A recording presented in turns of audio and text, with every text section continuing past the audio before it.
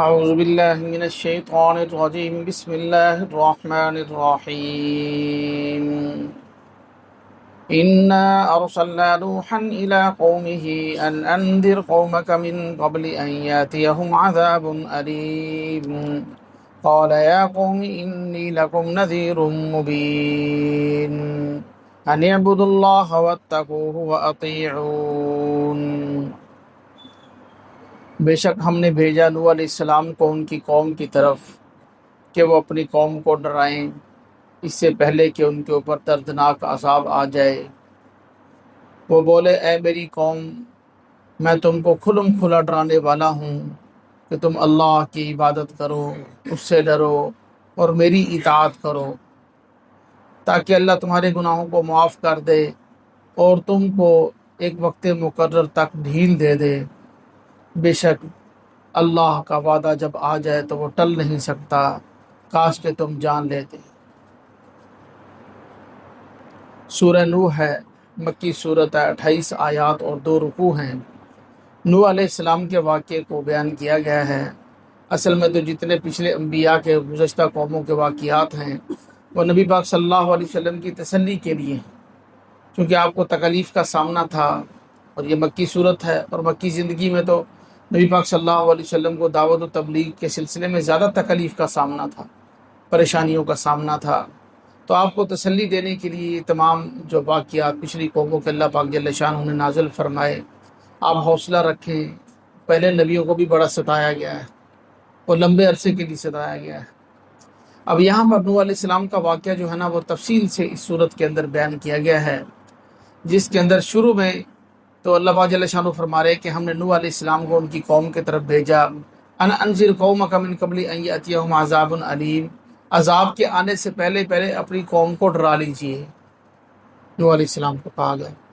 اب نوح علیہ السلام اپنی قوم سے اللہ کے حکم کے مطابق بات کر رہے ہیں۔ یا قوم انی لکم نذیر مبین، اے میری قوم میں تمہارے پاس واضح ڈرانے والا آیا ہوں، کھلم کھلا ڈراتا ہوں کہ تم اللہ کی عبادت کرو، اس سے ڈرو، واطیعون اور میری اطاعت کرو، کہ میں اللہ کا رسول، میری اطاعت کرو۔ پھر کیا ہوگا اگر تم ایسا کرو گے؟ یغفر لکم من ذنوبکم، اللہ تمہارے گناہوں کو معاف کر دیں گے اور تم کو ایک وقت مقرر تک ڈھیل دے دیں گے۔ اور جب اللہ کا وعدہ آ جاتا ہے تو پھر کوئی چیز ٹل نہیں سکتی، اپنی جگہ سے آگے پیچھے نہیں ہو سکتی، ٹائم کے اوپر وہ ہو کر رہتا ہے۔ کاش کہ تمہیں اس بات کی سمجھ آ جائے۔ یہاں پر تھوڑی سی تفصیل ہے، ایک وقت مقرر تک ڈھیل دے دیں گے اللہ پاک، اس کا کیا مطلب ہے؟ اس کا مطلب یہ ہے کہ اگر تم بات کو نہیں مانو گے، پھر اللہ پاک نے اپنی تقدیر میں یہ لکھ رکھا ہے کہ اگر تم نہیں مانو گے تو تمہیں عذاب کے ذریعے ہلاک کر دیا جائے گا، اور اگر بات مان لو گے تو پھر جو ایک وقت مقرر ہے موت کا، اس تک جو ہے وہ تمہیں ڈھیل دے دی جائے گی۔ مثال کے طور پر اللہ پاک جل شانہ نے جو تقدیر معلق ہوتی ہے نا، یہ بات میں تفصیل سے عرض کروں گا، ذرا اس کو توجہ سنیں گے، مشکل بات ہے تو بہت سے ہمارے اشکالات ذہن کے جو ہے نا وہ صاف ہو جاتے ہیں۔ تو ایک جو تقدیر ہے نا، تقدیر کی 2 قسمیں ہیں۔ ایک تقدیر مبرم ہے، پکی تقدیر ہے کہ یہ ہو کر رہے گا، وہ ٹلے گا نہیں، اس میں انسان مجبور ہے، انسان کچھ نہیں کر سکتا۔ وہ 5 چیزیں ہیں قرآن پاک میں اللہ نے بیان فرمائی۔ ان اللہ عنده علم الساعہ، قیامت کا علم اللہ کو ہے، وینزل الغیث، بارش کب نازل ہوگی، ویعلم ما فی الارحام، ماں کے پیٹ میں کیا ہے، ویکسب ماذا تکسب غدا، اور کل کو انسان کیا کرے گا، اس کا علم اللہ کو ہے۔ اور اللہ پاک جانتے ہیں کہ اس کو موت کہاں آئے گی، یہ بھی اللہ کو پتہ ہے کب آئے گی، کہاں آئے گی۔ یہ وہ چیزیں ہیں جن کا کسی کو بھی علم نہیں ہوتا، نہ اللہ نے کسی کو اس کا علم دیا ہے، خالصتاً اللہ کے پاس اس کا علم ہے۔ تقدیر مبرم کہتے ہیں، مطلب یہ کہ پکی تقدیر، یہ ہو کر رہے گا، یہ ٹل نہیں سکتا۔ اچھا، ایک تقدیر ہے تقدیر معلق، یہ بھی قرآن سے ثابت ہے۔ یمحو اللہ ما یشاء ویثبت، قرآن پاک میں ہے، اللہ پاک جس کو چاہتے ہیں مٹا دیتے ہیں اور جس کو چاہتے ہیں پکا رکھتے ہیں اپنی لکھی تک۔ وعنده ام الکتاب، اصل تقدیر مبرم جو ہے وہ اللہ کے پاس ہے۔ یہ بات بڑی باریک ہے، شاید مشکل ہو سمجھنی، تو انشاءاللہ توجہ سے سنیں گے سمجھ میں آ جائے گی۔ دیکھیں، کچھ باتیں جن کے اندر انسان مجبور ہے، وہ 5 چیزیں ہیں۔ باقی چیزوں کے اندر انسان فاعل مختار ہے، اس کو اجازت دی ہوئی ہے کہ یہ دو راستے ہیں، جس راستے پر چلو گے تو وہی منزل، ویسی ہی منزل تمہیں ملے گی۔ راستے اللہ پاک نے دکھا دیے ہیں، نبیوں کو بھیج کر کتابیں نازل فرما کے رحمان کا راستہ کیا ہے، شیطان کا راستہ کیا ہے، جنت کا راستہ کیا ہے، جہنم کا راستہ کیا ہے، یہ اللہ پاک نے دکھا دیا ہے۔ اب انسان کو آزاد چھوڑ دیا، اس کے پاؤں نہیں باندھے، اس کی عقل نہیں باندھی، اس کو مجبور نہیں کیا، اس کو آزاد چھوڑ دیا ہے کہ وہ جس طرف جانا چاہے جا سکتا ہے۔ لیکن اللہ کو پہلے سے پتہ ہے کہ یہ جائے گا کہاں، پہلے سے معلوم ہے اس کو۔ اگر اللہ کو پہلے سے پتہ نہ ہو تو پھر وہ اللہ کس بات کا، یہ بات سوچے نا۔ اللہ بننے کے لائق تو وہی ہے کہ جس کو اولین هو الاول هو الآخر هو الظاہر هو الباطن، سب چیزوں کا اس کو پہلے سے علم ہو، وہ اللہ ہوگا، اور اللہ پاک ہیں، ان کو پہلے سے پتہ ہے۔ اور یہ والا علم کیا ہوگا کل کو، یہ اللہ نے کسی کو نہیں دیا۔ ضرور اللہ نے سب کو علم دیا ہے، انبیاء کو، امام الانبیاء نبی پاک صلی اللہ علیہ وسلم کو اللہ نے سب سے زیادہ علم دیا ہے، لیکن ایک علم خدائی کا درجے پہ جو ہے وہ خدائی کے درجے پہ ہی ہے، وہ کسی مخلوق کو نہیں دیا گیا۔ تو یہ وہ علم ہے تقدیر مبرم کا۔ اب تقدیر معلق اللہ پاک نے لٹکائی ہوئی ہے کہ یہ بندہ ادھر کو جائے گا تو اس کے ساتھ یہ ہوگا، ادھر کو جائے گا تو ایسے ہی نوح علیہ السلام کی قوم ہے، ان کے لیے یہ بات لکھی ہوئی تھی کہ اگر تم مان جاؤ گے تو تمہیں تمہاری تبھی موت آئے گی، اور وہ اللہ کو پتہ ہے کہ کب تمہاری موت آنی ہے۔ فنا تو سب کو ہے، جانا تو سب نے ہے، وہ اللہ کو معلوم ہے کہ تمہاری تبھی موت کب آئے گی، 80 سال کی عمر میں آئے گی، 90 سال کی عمر میں آئے گی، 100 سال کی عمر میں آئے گی۔ اور لیکن اگر تم نہیں مانو گے تو پھر وہ بھی تقدیر میں لکھا ہوا، تقدیر معلق میں، کہ اگر یہ لوگ نہیں مانیں گے، شیطان کے راستے پہ چلیں گے تو ان کو عذاب کے ذریعے پہلے ہی ہلاک کر دیا جائے گا، پانی کا عذاب بھیج کر۔ یہ بھی اللہ کے، یہی نوح علیہ السلام فرما رہے ہیں کہ یغفر لکم من ذنوبکم، اللہ تمہارے گناہوں کو معاف کر دیں گے، ویؤخرکم الی اجل مسمی، تم کو ایک وقت مقرر تک مؤخر کر دیں گے، مہلت دے دیں گے۔ وہ وقت مؤخر کیا ہے؟ موت ہے، تبھی موت آئے گی۔ ان اجل اللہ اذا جاء لا یؤخر، اگر تم نہیں مانو گے تو جب اللہ کی وعدہ آ جائے گا تو وہ پھر اپنے وعدہ سے ٹائم سے ٹل نہیں سکے گا، جب عذاب آئے گا تو وہ عذاب آ کر رہے گا۔ اب یہاں پر وہ حدیث بھی ہم سامنے لے آئیں، جس حدیث میں حضرت سلمان فارسی رضی اللہ تعالیٰ عنہ اس کے راوی ہیں، ترمذی شریف میں نقل کی گئی ہے، اور تفسیر مظہری والے نے بھی اس کو نقل کیا ہے، اور فرماتے ہیں کہ نبی کریم صلی اللہ علیہ وسلم نے ارشاد فرمایا کہ تقدیر کو دعا کے علاوہ کوئی چیز نہیں ڈال سکتی، اور عمر کو والدین کے ساتھ حسن سلوک کے علاوہ کوئی چیز نہیں بڑھا سکتی۔ اس سے تو معلومات کہ عمر بڑھ بھی سکتی ہے، تقدیر ٹل بھی سکتی ہے، یہی معلوم ہوا۔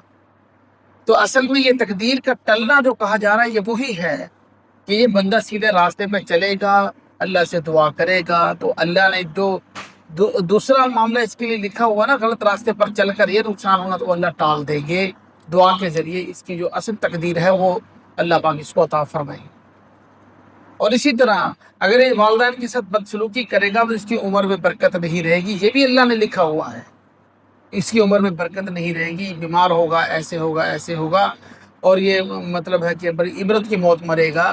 اور اگر والدین کے ساتھ حسن سلوک کرے گا، والدین کی خدمت کرے گا، تو پھر اللہ پاک جل شانہ اس کی عمر میں برکت عطا فرمائیں گے، تبھی موت مرے گا، خوشحالی کی موت اس کو آئے گی۔ یہ بھی اللہ نے لکھا ہوا ہے، وہ بھی اللہ نے لکھا ہوا ہے، اور لیکن انسان کو اختیار دے دیا ہے، وہ جدھر جانا چاہے جائے۔ تو اب کبھی کبھی یہ انسان کو مشقت ہوتی ہے، آپس میں ہم بیٹھے ہیں تو یہ بات کر رہے ہیں، بڑی مشقت ہوتی ہے، کبھی اٹھنے کو جی نہیں چاہتا، نماز کو جی نہیں چاہتا، نیکی کرنے کو جی نہیں چاہتا۔ کبھی یوں ہوتا ہے کہ والدین جو ہے نا ہمارے ساتھ ناانصافی کر رہے ہیں، بہن بھائی ناانصافی کر رہے ہیں، تو میں کیوں کروں ان کے ساتھ انصاف، میرا حق کھا گئے ہیں، مجھے کچھ نہیں دیا، چھوٹے بھائی کو سب کچھ دے دیا ہے، بڑے بھائی کو سب کچھ دے دیا۔ بہت سی باتیں ایسی ہمارے دل میں آتی ہیں۔ اب ہمارے پاس اختیار ہوتا ہے کہ ہم نیگیٹو راستے پہ چلیں یا پازیٹیو پہ چلیں، مثبت یا منفی راستے پہ چلیں۔ تو ہم نیگیٹو پہ چلیں گے نا، تو والدین کی نافرمانی کریں گے تو عمر پہ برکتی ہو جائے گی، راستے تو اللہ نے دونوں دیے۔ پازیٹیو پہ چلیں گے، عمر میں اللہ پاک برکت عطا فرما دیں گے، تو پھر اللہ پاک ایسی برکت عطا فرمائیں گے کہ مال میں بھی برکت، جان میں بھی برکت، اولاد میں سب چیزوں میں برکت آ جائے گی۔ یہ وہ تقدیر معلق اور تقدیر مبرم ہے جس کی وضاحت جو ہے وہ سامنے آ گئی۔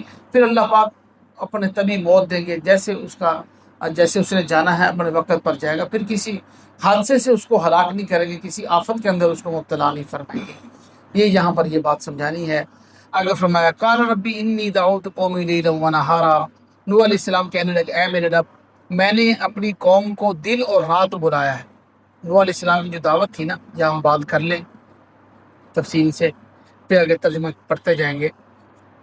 نوح علیہ السلام نے اپنی قوم کو بہت دعوت دی۔ حضرت ابن عباس رضی اللہ تعالیٰ عنہ کی 2-3 احادیثیں ہیں جن سے یہ بات ثابت ہوتی ہے کہ نوح علیہ السلام کو بہت تکلیفیں اٹھانی پڑی۔ معجزاتی طور پر نوح علیہ السلام کو اللہ نے عمر دی تھی 950 سال، 40 سال کی عمر میں نبوت ملی، 950 سال عمر دی گئی تھی، تو یہ 1000 سال کے قریب عمر بنتی ہے۔ یہ نوح علیہ السلام کا معجزہ تھا، ورنہ جس قوم کے اوپر نوح علیہ السلام مبعوث کیے گئے تھے ان کی اتنی عمریں نہیں تھیں۔ یہ بات ذہن میں رکھ لیں، ان کی عمر چھوٹی تھی، اور چھوٹی عمر میں وفات پا جاتے تھے جن کی طرف ان کو بھیجا گیا تھا۔ اسی لیے نوح علیہ السلام کے درمیان جو وقفہ ہے نا، جو آدم علیہ السلام کے درمیان وقفہ ہے، یہ تقریباً 1200 سال کا بنتا ہے، 1200 سال کا بنتا ہے۔ تو اس دوران قوم شرک کے اندر مبتلا ہو۔ ان سے پہلے نبی بھی ہیں، شیس علیہ السلام ہیں، آدم علیہ السلام ہیں، لیکن یہ جو پہلے نبی آئے ہیں ان کو شرک کا سامنا نہیں تھا، قوم ان کی مشرک نہیں ہوتی تھی۔ اگلا نبی آ جاتا تھا، اگلا نبی آ جاتا تھا۔ پہلے نبی روئے زمین پر جن کو مشرکین کا سامنا کرنا پڑا وہ نوح علیہ السلام ہیں۔ اس کی وجہ یہ بنی کہ فاصلہ کافی آ گیا تھا، تو بیچ میں تو نیک لوگ گزرے، بزرگ لوگ گزرے، اللہ والے تھے۔ اب شیطان جب وہ فوت ہو گئے، اللہ والے دنیا سے چلے گئے، شیطان نے ان کو سمجھایا کہ دیکھو یہ تو دنیا سے چلے گئے ہیں، اب تم ایسا کرو کہ جو ہے نا ان کی تصویریں بنا کر گھر میں رکھ لو، عبادت کیا کرو، سامنے بڑی ہوں گی تو یکسوئی ہوگی۔ وہ 5 جو بزرگ تھے نا ان کے، وہ بتوں کے نام انہوں نے وہی رکھ دیے بعد میں، وہ آگے اسی صورت کے اندر ان کے نام آ رہے ہیں۔ اللہ نے وہ نام 5 بتائے ہیں کہ ان بزرگوں کے نام سے ان کے بت بنا کر سامنے رکھ دیے۔ ایک نسل فوت ہو گئی، اگلی نسل آ گئی، تو شیطان نے ان کو سمجھایا کہ یہ تمہارے خدا ہیں، انہی کو سجدہ کرنا ہے، انہی سے سب کچھ ملے گا۔ دل میں اہمیت تو بہت زیادہ بیٹھی ہوئی تھی، تو انہوں نے ان کی عبادت شروع کر دی۔ اسی لیے تصویر کو شریعت محمدیہ کے اندر ممنوع قرار دیا گیا ہے، اور حدیث پاک ہے اشد الناس عذابا یوم القیامت المصورون، روز محشر سب سے زیادہ سخت عذاب تصویر بنانے والوں کو ہوگا، تصویر بنانے والوں کو ہوگا۔ اس میں اتفاق ہے کہ اس سے وہ تصویر جو ہاتھ سے بنائی جاتی ہے، ڈرائنگ بناتے ہیں، یا تصویر کو جب کاغذ کے اوپر چسپاں کر لیتے ہیں تو پھر جو مجبوری کی ہے، شناختی کارڈ کی تصویر ہے، نوٹ کے اوپر تصویر ہے، وہ تو مجبوری ہے، اس میں ہمارا اختیار نہیں ہے۔ اور لیکن اس کے علاوہ انسان کے اختیار میں البم بنے ہوئے ہیں، شادیوں کے البم، بڑی بڑی کتابیں گھر میں بڑی پڑی ہوتی ہیں، تو یہ انتہائی جو ہے نا اس کی سخت وعید ہے اس کے بارے میں۔ اب یہ شرک کے اندر قوم مبتلا ہوئی، نوح علیہ السلام نے ان کو بڑا سمجھایا، 950 سال تبلیغ، ایک نسل فوت ہوگی، دوسری نسل فوت ہوگی، تیسری نسل فوت ہوگی، سمجھاتے رہے یہاں تک کہ نوح علیہ السلام کو یہ لوگ مار کر بے ہوش کر دیتے۔ ابن عباس رضی اللہ عنہ کی حدیث ہے کہ نوح علیہ السلام کا گلا دباتے جس سے بے ہوش ہو جاتے، ان کو کمبل میں لپیٹ کر ان کے گھر میں پھینک جاتے ہیں کہ یہ مر گیا ہے، بس ختم ہو گیا۔ نوح علیہ السلام اٹھتے، حدیث پاک کے الفاظ ہیں، اور اٹھ کر یہ دعا کرتے رب اغفرہم، یا اللہ ان کو معاف کرتے، انہم لا یعلمون، جو جانتے نہیں۔ پھر دعا کرتے، پھر ایک وقت ایسا آیا کہ جب اللہ پاک جل شانہ کے ذریعے بتا دیا گیا نوح علیہ السلام کو کہ اب ان کے اوپر عذاب ہی آئے گا، اب اور مزید مسلمان نہیں ہوں گے، 80-82 جو مسلمان ہو گئے بس یہی ہے۔ پھر نوح علیہ السلام نے دعا کی وَلَا تَزِدِ الظَّالِمِينَ إِلَّا ضَلَالًا، یا اللہ ان کی گمراہی کو اور بڑھا دے، تاکہ وہ جو جس لیول میں ان کو عذاب آنا، جس لمٹ، گناہ کی لمٹ پوری ہو جائے، جلدی ان کو عذاب ہے یہ غرق ہو جائے، ہلاک ہو، نہیں تو اوروں کو یہ گمراہ کریں۔ تو یہ پھر نوح علیہ السلام نے ان کے لیے بد دعا کی۔ پہلے تو ان کے لیے دعا ہی کرتے رہے، 950 سال تبلیغ کرتے رہے، ان کے لیے جو مشقتیں برداشت کرتے رہے، دعائیں کرتے رہے، پھر اگلی نسل آتی، پھر اگلی نسل آتی، پھر اگلی نسل آتی، اور جو ہے اگلی نسل پہلے سے زیادہ سخت ہوتی، وہ نہ بات کو مانتی۔ تو یہ اس صورت کے اندر ہے۔ پھر اللہ پاک جل شانہ نے عذاب بھیجا، پوری روئے زمین کے اوپر پانی پھر گیا، کوئی جگہ نہیں بچی جہاں پانی نہ بچا ہو، یہاں تک کہ نوح علیہ السلام کا اپنا بیٹا بھی ہم پیچھے سورۃ ہود کے اندر پڑھ کر ہیں. کہنے لگا سآوی الی جبل، نوح علیہ السلام نے فرمایا کہ میری کشتی میں آ کر بیٹھ جاؤ. کہنے لگا میں پہاڑ کی چوٹی پہ چڑھ جاؤں گا، بچ جاؤں گا، سیلاب آیا ہے نا، اوپر چڑھ جاؤں گا، کچھ نہیں ہوتا. تو کہنے لگے کہ لا عاصم الیوم من امر اللہ، آج کے دن اللہ کے حکم سے کوئی نہیں بچ سکتا. وہ علیہ السلام ایسے ہوا، پہاڑ کی چوٹیوں تک پانی پہنچ گیا، چوٹیاں بھی ڈوب گئی. پھر جو ہے اللہ کا عذاب آیا اور سارے کے سارے غرق ہو گئے. وہی بچے جنہوں نے اللہ کو مانا، اللہ کے نبی کو نہیں مانا. جنہوں نے نہیں مانا وہ سارے کے سارے ہلاک ہو گئے. تو یہ سارا کا سارا یہاں پر بیان کیا گیا. اور استغفار کا بھی بیچ میں جو ہے نا تذکرہ آیا ہے ان آیات میں. نوح علیہ السلام نے فرمایا کہ اے میری قوم استغفار کرو، فقل تستغفروا ربکم، اپنے رب سے استغفار کرو. یرسل السماء علیکم، تمہارے اوپر موسلا دھار بارش برسائے گا. یمددکم باموال وبنین، تمہارے مال بڑھا دے گا، تمہاری اولاد بڑھا دے گا. اور یہ استغفار کے تو اتنے فضائل نبی پاک صلی اللہ علیہ وسلم نے بیان فرمائے جس کی کوئی حد نہیں ہے. جو بندہ کسی مشکل میں ہے، کسی بیماری میں ہے، وہ استغفار کی کثرت شروع کر دے، اللہ پاک اس کو ہر ضیق، ہر تنگی سے راستہ عطا فرما دیں، ہر مشکل سے اس کو نکال دیں. تو یہ استغفار قرآن پاک میں بھی آ گیا. بیٹوں میں برکت، مال میں برکت، عزت میں برکت، ہر چیز میں اللہ پاک برکت عطا فرمائیں گے. اب ترجمہ دیکھیں گے انشاءاللہ جلدی جلدی، سورت کو ہم ختم کر لیں. فرمایا کہ انی دعوت قومی لیلا و نہارا، اے میرے رب میں نے اپنی قوم کو دن اور رات بلایا. فلم یزدہم دعائی الا فرارا، وہ میرے بلانے سے اور زیادہ بھاگنے لگے. بھاگتے ہیں نا ہم بھی، کہیں پہ کسی کو دیکھ لیں کوئی دعوت دے رہا تو بھاگتے ہیں اور چڑ ہو جاتی ہے. تبلیغ والے آگے بھاگو ادھر سے، وہ مولوی صاحب آ رہے ہیں نماز کا کہیں گے بھاگو، حاجی صاحب آ رہے ہیں نماز کا کہیں گے بھاگو، تو ہم بھی بھاگتے ہیں. فلم یزدہم دعائی الا فرارا، یا اللہ میری دعوت سے یہ لوگ اور زیادہ بھاگنے لگے. وانی کلما دعوتہم لتغفر لہم جعلوا اصابعہم، اور جب کبھی میں ان کو بلاتا ہوں تاکہ تو ان کو معاف کر دے تو اپنی انگلیاں اپنے کانوں میں ٹھوس لیتے ہیں، کانوں میں انگلیاں ڈال لیتے تھے کہ ہمیں سنائی نہ دے. وَاسْتَغْشَوْا ثِيَابَهُمْ، اپنے اوپر اپنے کپڑے لپیٹ لیتے ہیں.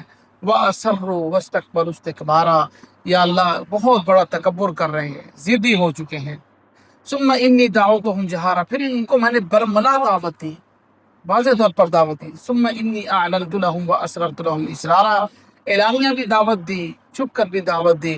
فَقُلْتُ اسْتَغْفِرُوا، میں نے ان کو یہ کہا کہ اپنے رب سے استغفار کرو. انہو کان غفارا، وہ معاف کرنے والا. اب وہی بات جو میں تشریح میں عرض کر چکا ہوں. یرسل السماء علیکم مدرارا، وہ تمہارے اوپر موسلا دھار بارشیں برسائے گا. ویمددکم باموال وبنین، اور تمہیں مال دے گا، بیٹے دے گا. ویجعل لکم جنات، باغات دے گا. ویجعل لکم انہارا، تمہارے لیے نہریں بہا دے گا. استغفار کے کتنے فائدے ہیں.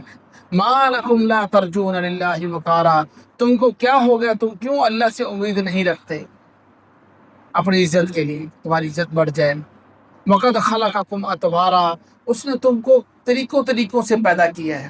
پہلے ماں کے پیٹ میں لوتھڑا بنتا ہے، ہڈیاں بنتی ہیں، گوشت بنتا ہے، روح ڈلتی ہے، شکل بنتی ہے. تمہیں طریقوں سے پیدا کیا.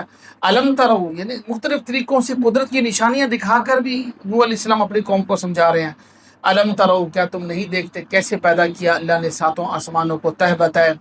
وجعل القمر فیہن نورا، اور ان آسمانوں کے اندر روشنی کا ذریعہ بنا دیا چاند کو. وجعل الشمس سراجا، اور سورج کو چراغ بنا دیا.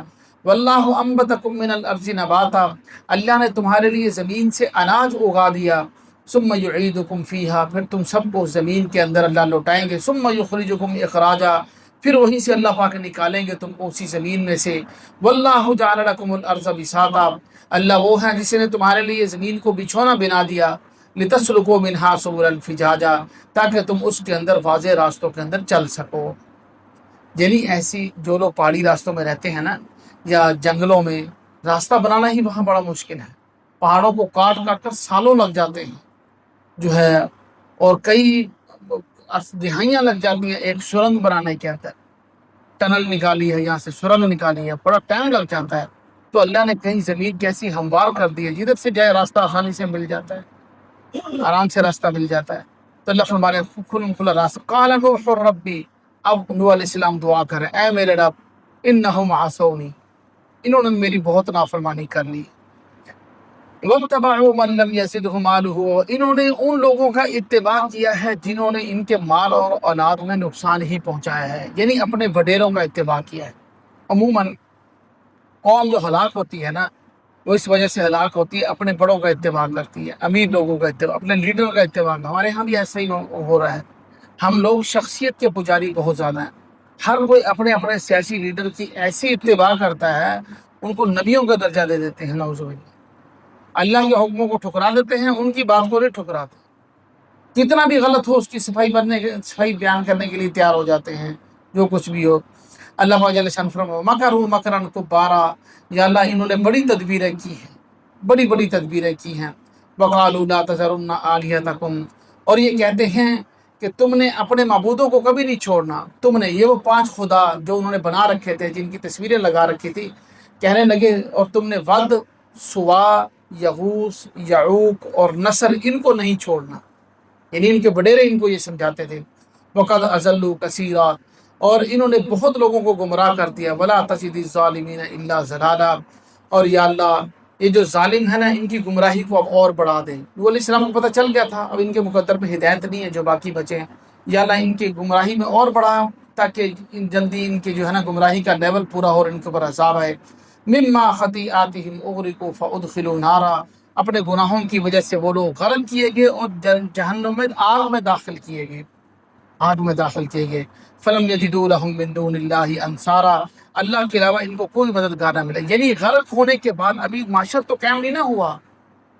नूह अलैहिस्सलाम की कौम को डूबे हुए कितने साल हो गए हैं, अभी तक क़यामत तो नहीं आई। अल्लाह पाक फरमा रहे हैं उदखिलू नारा, आग में दाखिल कर दे इनको। मतलब ये है, यहाँ से अज़ाब कब्र को साबित किया जा रहा है। जो आलम बरज़ख में बहुत से लोग अज़ाब कब्र के मुनकिर हैं कि कब्र में अज़ाब नहीं होगा।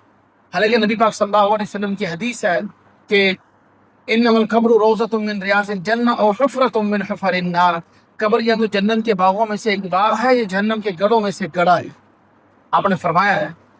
और किसी को कब्र नसीब नहीं होती तो आलम बरज़ख मुराद है यहाँ पर, कि वहाँ पर कभी कभी अल्लाह हम दिखा भी देते हैं। जब अज़ाब साबित है तो नेकी भी साबित होगी, पक्की बात है।